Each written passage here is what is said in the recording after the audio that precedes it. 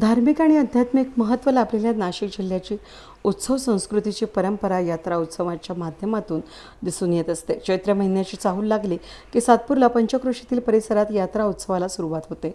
गेल्या अनेक वर्षांची परंपरा असलेल्या पिंपळगाव भाविलातील रंगपंचमीनिमित्त श्री त्रिगुणीनाथ महाराज यात्रा उत्सव मोठ्या उत्साहात संपन्न झाला.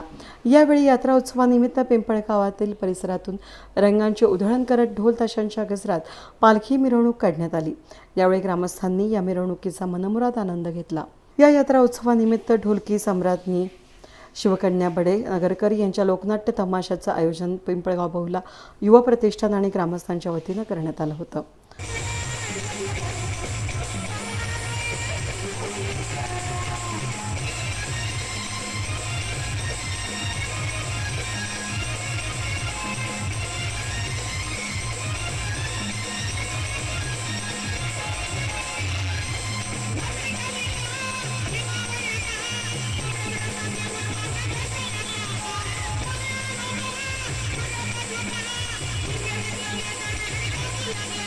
पिंपळगाव बहुला या ठिकाणी रंगपंचमी निमित्त भरणाऱ्या या त्रिगुणीनाथ महाराज यात्रा उत्सवामध्ये पंचक्रोशीतील ग्रामस्थांनी सहभाग नोंदवला.